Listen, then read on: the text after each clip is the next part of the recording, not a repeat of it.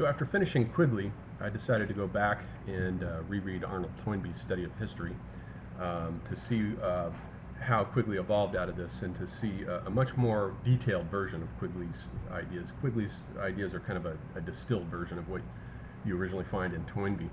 Now, Toynbee put out his volume, which ended up being about 13 volumes total in the 1930s, and the standard abridgments, there are actually two abridgments of Toynbee. One of them is done by D.C. Somerville, who put out a 2-volume abridgment, and that's the standard abridgment. That's the one that everybody reads, and it's good. Toynbee himself approved it, and I highly recommend reading that. And then there's another abridgment that Toynbee himself put out in the 1970s, and that abridgment is so different from Somerville's abridgment that it almost constitutes a completely rewritten book. It's very, very different, and there are a lot of new ideas in Toynbee's abridgment that are not found in Somerville's abridgment and in his original magnum opus. So I recommend reading both of them, although I would read the Somerville abridgment first. And it was the Somerville abridgment that I just went back and reread to refresh myself about Toynbee's ideas. Now, Toynbee's theory is based on a challenge and response theory of the emergence of civilizations. They are responses presented by specific sets of challenges. Toynbee's opus itself is a response to the challenge set up for him by reading Spengler. Spengler's Decline of the West had come out in 1918, and it set up the basic problem of the fact that when you look at history, all the civilizations that there have ever been have all collapsed and fallen apart and disintegrated, which immediately leads one to suspect a similar fate in store for the West. And so going back and looking at what happened to all these other civilizations might give us some insight into where the West is headed. History does tend to repeat itself, actually. And so Spengler wrote The Decline of the West, gave a deterministic model that civilizations are bound to this 1,000-year arc with very specific stages, and each stage has a specific length, usually about 250 to 300 years for each of the subphases. And Toynbee responded to this by creating his magnum opus, which is absolutely not deterministic. It's based, as I said in the previous lecture on Quigley, on a sort of dragon slayer tradition, the Indo-Aryan rejection of astrological and astronomic determinism, the slaying of the dragon, and the hero's effectuation of his own destiny based on his own deeds, versus Spengler coming out of the ancient astronomical vision, even though there is no astrology or astronomy in Spengler. But his determinism, his cosmic determinism, does come out of that tradition nonetheless. Spengler also inspired some other views. Jean Gebser's ever-present origin is largely also a response to the challenge of basic ideas set up by Spengler, as is Franz Borkenau's End and Beginning. And there are a couple of other philosophers that respond to Spengler, one of whom is Heidegger.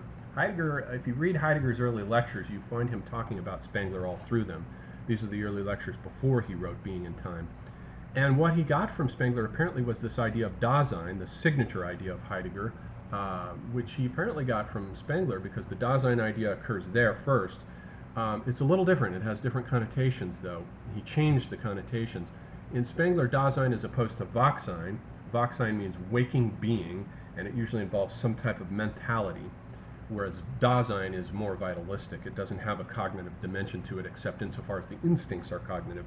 Dasein is simply, it's being there for Spengler, but it's also the pulse, beat, rhythm of vegetation, and it governs crowd phenomena, flocks of birds, schools of fish. Everything that has to do with superorganisms is encompassed by the idea of Dasein, and then Wachsein is the animal world of waking consciousness and the specific human tension of waking consciousness, along with an intellect that's there to figure everything out. For Heidegger, the Dasein idea becomes also cognitive. It's not necessarily or even specifically vitalistic. It's cognitive, and it has to do with the idea that the human being's particular way of being in the world is that of Dasein, and it involves being in the world in a specific life task under specific circumstances with a pre-philosophical understanding of your situation that most people have. And so it is cognitive to that degree. So Heidegger changed the Dasein idea. Toynbee is not usually read much anymore these days, any more than Spengler is. Critical theory and postmodern thought have become the fashion. They still are the fashion, even though it itself is disintegrating and dying and entering into its final phases. Gilles Deleuze did read Toynbee, and from Toynbee, he's one of the very few postmodern theoreticians to have read these guys. He read Toynbee, not Spengler. But he got from Toynbee this idea of a nomadology. In Toynbee you find the discussion of nomads. Deleuze read that, and he created the nomadology in 1,000 Plateaus that filled out the fourth different type of stateless social formation that he had outlined in Anti-Oedipus, along with Guattari, of course. In Anti-Oedipus he had the three different representations: the primitive representation of primitive societies, the barbarian despotic representation or sign regime, and the capitalist sign regime. Then he added the nomadic sign regime, the counter-signifying sign regime of the nomads in 1,000 Plateaus after reading Toynbee. So there was some influence of Toynbee on Pomo thinking, although for the most part, postmodern and critical theory constitutes the West's intellectual internal proletariat. And we'll see that this idea of an internal proletariat is one of the key ideas of Toynbee. It's also one of the most useful ideas. And that the postmodern group represents the West's intellectual internal proletariat. It's inspired out of Marxism, which is an indigenous, not alien inspiration. Postmodern thought tends to be entirely indigenous to Western civilization. It's not inspired by any kind of alien thought from other societies. It's a little bit banally Eurocentric in that respect. But it constitutes an attempt to dismantle the dominant minority's intellectual apparatus, using Marxism as a tool and crossing it with Freud, and to dismantle it and pull it apart and deconstruct it. And that's the generation of philosophy that came in with Foucault and Derrida and Deleuze. So using Toynbee's conceptual apparatus, those men would constitute part of the West's internal proletariat. But now, moving on then right back into Toynbee, I want to discuss what the basic ideas were in Toynbee, because I think there's some very useful stuff there, despite the postmodern theoreticians regarding him as part of the dominant minority of the West and its oppressive thought systems. I think when one sits down and goes back and reads through them, the light, it does shed a particular amount of light on our contemporary social situation, so I think it's worth doing. And what Toynbee does is he goes back and he looks at all the great civilizations, and he amounts them to about 21. He says there's about 21 of them, where Spengler had said there were only 9. Spengler had chosen the 9 great civilizations.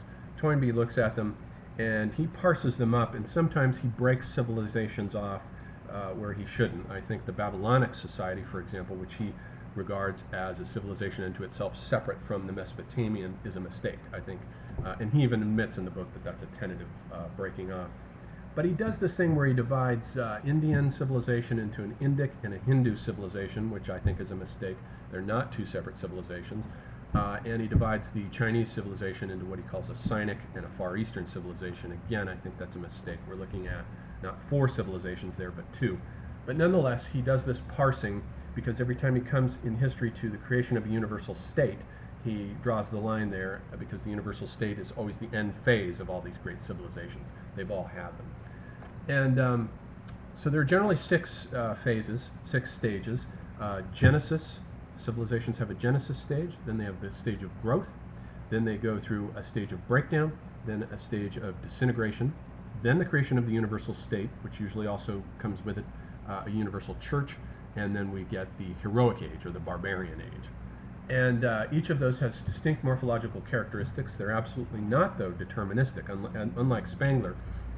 Although each of the civilizations has had these stages, their lengths of time vary. The time, they can occur very soon, as they do in Egyptian civilization.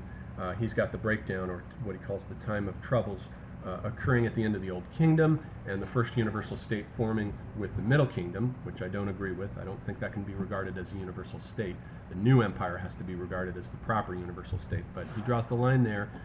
And other societies, you know, in the Syriac society, he has them encountering their time of troubles with the breakdown of the Solomonic monarchy and the division of the kingdom into Israel and Judah, into the 2 kingdoms there, as the time of troubles a mere couple of centuries after the genesis of that society. So the lengths of the phases is different. Some are long, some are short. The Egyptian universal state went on for the longest, century after century after century of petrifaction. And indeed, I think it does tend to be the case that Egypt has been the longest lived of all of our civilizations, although it spent, you know, the last 1,000 years of its 3,000-year life cycle, or even 3,500-year life cycle, if we draw the boundary for the death of Egyptian civilization in the 4th or 5th century AD. It lasted for a very, very long time, but in a state of sort of suspended decrepitude. So we have Genesis as the first stage, and for Toynbee, the Genesis civilizations all emerge. He wants to look for the causal factor that brings a civilization into being and distinguishes it from what he calls primitive societies. He says that a primitive society differs from one of these great high civilizations insofar as the mimesis, the imitation, what people imitate in primitive societies are dead ancestors. They look back at the ancestor cults and they worship dead ancestors, and so that backward-looking orientation keeps them locked into a conservative mode that resists innovation. And so they stay in that mode, and they don't, as a result, they can stay in that mode for millennia and just stay locked into it without ever moving into the phase of high civilization. And so this is indeed an evolutionary model of sorts, the kind of evolutionary model that Deleuze, for example, in Anti-Oedipus resists and rejects. Deleuze says in Anti-Oedipus, for example, that states have always existed and that primitive societies have certain mechanisms in place which prevent the formation of states. They're specifically opposed to them, and they never evolve into states. But with Toynbee, we have this idea that primitive societies do eventually evolve into large-scale state operations, distinct civilizations, and that they do so as the result of responses to challenges set up by physical environments initially. Toynbee has 3 distinct stages of civilizations, 3 generations, a first, a second, and a third generation. Western civilization, for example, is part of the third generation. The first generation is made up of Egypt, Sumer, the Andean and Mayan civilizations, and the Hindu. So he's got those as the initial group, and the Minoan, the initial group responding to specific challenges set up by environments. For example, Egypt comes into being directly as the response to draining the swamps and dealing with the desiccation of the Delta Valley, and coming into being and harnessing that land and bringing it under control. Same thing with Sumer. The Sumerians come into being entirely independent. These are what he calls unaffiliated civilizations, entirely independently on its own as a result of the resource scarcity and the challenge of desiccation of the 2 rivers, Mesopotamia, the Tigris and Euphrates River valleys, and coming into being on that resource poor, very challenging environment. The Mayan civilization comes into being in response to the dense tropical forests and vegetation that had to be tamed and brought under control. The Minoan civilization came into being as the result of a response to harnessing the sea and creating a thalassocracy, or an empire of the sea, based on responding to that challenge. And so those initial civilizations, he says, are all unaffiliated. They're like spontaneous mutations. They all come into being on their own. They're not affiliated to a previous level of civilization. Then the second generation of civilizations that comes into being, such as the Sinic or Chinese civilization, the late Hindu civilization, or the Babylonic civilization, or the Syriac civilization. He says all these second generation societies come into being not as the result of a response to a challenge of a particular environment, but as the result of a response to social challenges, challenges that were presented, social challenges presented by the disintegrations of that initial generation of civilizations as they are falling apart and breaking down. So the second and third generations come into being as the result of responses to social problems presented by the disintegrations of these previous societies. And so the phase of Genesis is complex. He has a number of different kinds of stimuli. You have the stimulus of blows, the stimulus of pressure. For example, he says that the West came into being as the result of pressure constantly exerted upon its western and eastern flanks by Islam. That continuous pressure stimulated the strength of the West. And he says that the thing about civilizations coming into being is that it's precisely difficult environments that produce these civilizations. If a society finds itself in an environment that's too easy, there won't ever be a stimulus to produce something higher and stronger. This is maybe an influence of Nietzsche here, that toughness breeds tough people. And but the stimulus can't be too much. If the stimulus is too strong, you might end up with either an abortive or an arrested civilization. Toynbee points to 2 abortive civilizations. He says the far western Christendom